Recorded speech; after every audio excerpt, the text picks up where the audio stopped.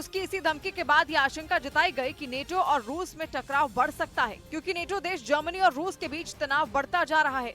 Gas के मुद्दे को लेकर दोनों देशों के बीच पहले से ही टकराव है, जबकि जर्मनी ने यूक्रेन के लिए अपने हथियारों के खजाने के दरवाजे को पूरी तरीके से खोल दिया है।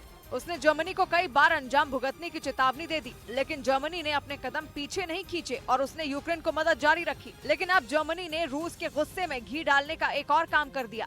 उसका जासूसी विमान रूस की समुद्री सीमा के अंदर तक पहुँच गया, जिसके बाद माना जा रहा है कि जर्मनी भी पुतिन के गुस्से का शिकार हो सकता है। और अगर ऐसा हुआ तो फिर रूस और नेटो सीधे सीधे एक दूसरे के सामने आ जाएंगे, क्योंकि यूक्रेन नेटो का सदस्य नहीं है और इसीलिए नेटो देश जंग में सिर्फ बाहर से उसकी मदद कर रहे हैं। यानी वो यूक्रेन को हथियार और दूसरी चीजें तो भेज रहे हैं, लेकिन उन्होंने अपने सैनिकों को जंग में नहीं उतारा है। हालांकि अब एक और नेटो देश पोलैंड ने आशंका जताई कि आने वाले वक्त में ये युद्ध तीसरे विश्व युद्ध में बदल सकता है।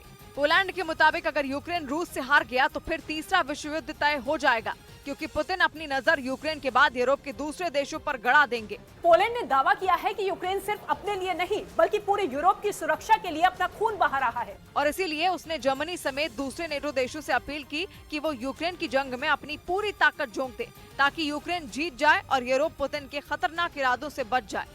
क्योंकि अगर ऐसा नहीं हुआ तो फिर तीसरा विश्व युद्ध ही होगा, जो पूरी दुनिया के लिए तबाही की वजह बन सकता है। और इसी तबाही से बचने के लिए यूरोपियन यूनियन ने तैयारी भी शुरू कर दी है। उसने रासायनिक, जैविक और परमाणु हमले से बचने के लिए पहली बार एक रिजर्व फंड रखा है।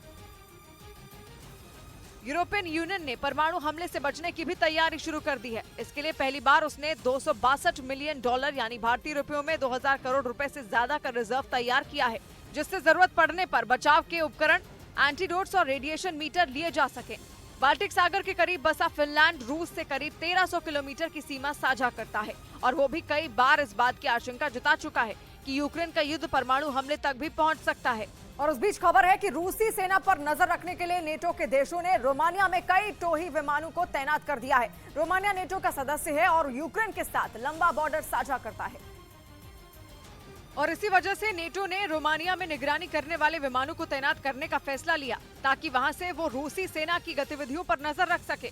हालांकि इस बात की जानकारी नहीं मिल सकी कि पुतिन की सेना की निगरानी के लिए कितने विमानों की तैनाती की गई है, लेकिन दावा है कि जिन विमानों को पेट्रोलिंग के लिए उतारा गया वो सैकड़ों किलोमीटर दूर से भी रूस के लड़ाकू विमानों का पता लगा सकते हैं, जिसके जरिए नेटो को रूस के खिलाफ रणनीति बनाने और उस हिसाब से यूक्रेन की मदद करने में आसानी होगी। खबर तो ये भी है कि रोमानिया के अलावा पश्चिमी यूरोप और बाल्टिक सागर में भी इस तरह के कई विमान रूसी सेना पर नजर रखने के लिए तैनात किए गए हैं।